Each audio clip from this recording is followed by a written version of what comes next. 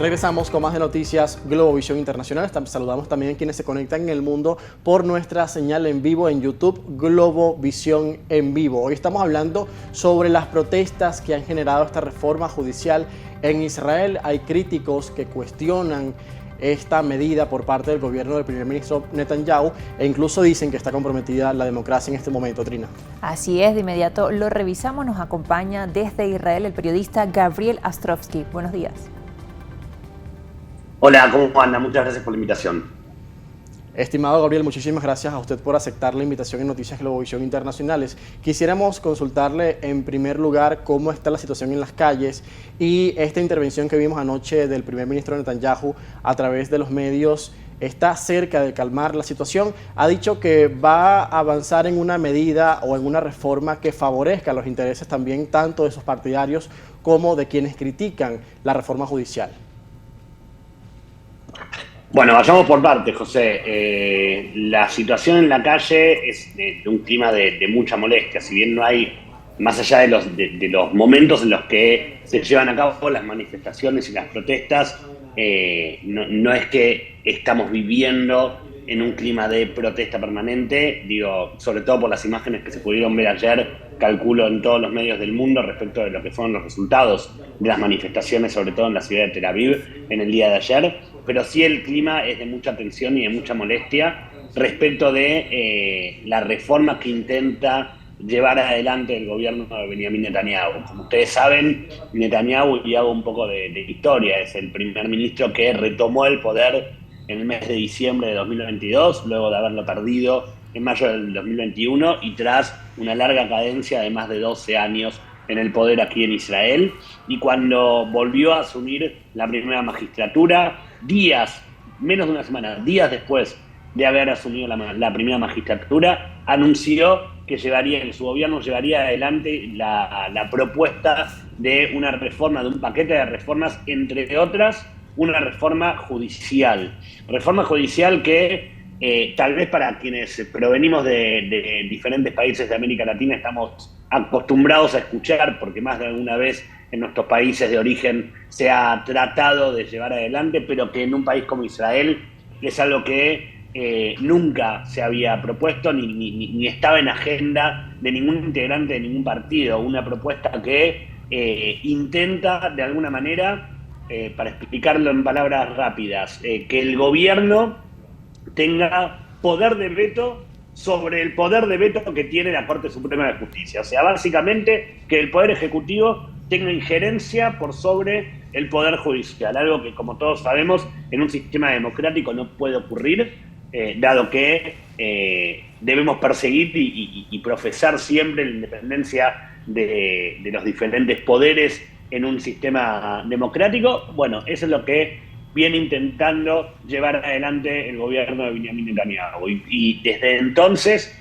estamos hablando de finales de 2022, comienzos de 2023, la población israelí comenzó a manifestarse mucha fuerza semana tras semana, en un principio solamente los sábados al anochecer, donde cada semana fueron incrementándose tanto la cantidad de personas participantes como las ciudades participantes, y hoy estamos llegando a lo que será la 13ª protesta mañana en la noche, en la que se esperan casi 300.000 personas en las calles, pero que desde hace 3 semanas viene también instalándose los días jueves que son aquí el último día laborable, ya que ustedes saben, la semana laboral en Israel va de domingo a jueves, entonces jueves en los cuales todas las mañanas en gran parte del país la gente sale a manifestarse, sobre todo en parques y sobre todo en puertas de centros educativos, de colegios, de escuelas primarias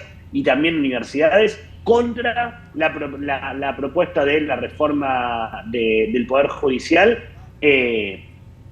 cada vez con más fuerza, tal presión que a la tarde de ayer circuló el rumor, en principio, de que el ministro de Justicia, Yoav Gallant, que, entre paréntesis, es miembro del mismo partido del cual pertenece Benjamín Netanyahu, el partido de Likud, y en iba eso a entra solicitarle... Y en eso entra en juego todo el tema también en el que está envuelto en este momento el primer ministro Benjamín Netanyahu, con todos estos procesos que están abiertos por casos de corrupción que él por supuesto niega, tanto tiempo además que tiene él en el poder, además un parlamento controlado. Todo eso también está en juego en este momento, por eso los críticos hablan de que se pone en juego la democracia. Básicamente, a ver, la realidad es que Netanyahu es una persona, es un personaje público, político, que está enfrentando un proceso judicial por 3 causas diferentes de diferentes hechos de corrupción. La justicia todavía no se ha expedido. Estos son casos que vienen desde incluso las primeras cadencias de Netanyahu en el gobierno, que se suspendieron y que pudieron comenzar a llevarse adelante recién cuando él salió del poder en mayo de 2021, y que por supuesto, como opinan estos críticos, claramente uno tiene que pensar que si la reforma se lleva adelante y entonces el Poder Ejecutivo puede llegar a tener cierto control, por más que Netanyahu lo niegue, puede llegar a tener cierto control dentro del Poder Judicial, sería de esperarse que el día que la justicia se expida, en caso de que se expida en contra de Netanyahu, claramente, de alguna manera, uno debería pensar, ser mal pensado, como decimos en la jerga periodística, y entender que Netanyahu pedirá entonces su absolución sabiendo que tiene el poder sobre esa justicia que él intenta controlar, ¿no es cierto? Bien, Gabriel, y también se ha aprobado esta nueva ley que establece las formas para de alguna forma dictaminar que un primer ministro está no apto para ejercer el poder, algo que también los críticos han dicho que está hecho a la medida de Netanyahu. Ya en estos 30 segundos que nos quedan, ¿qué viene para los próximos días y qué nos dices al respecto?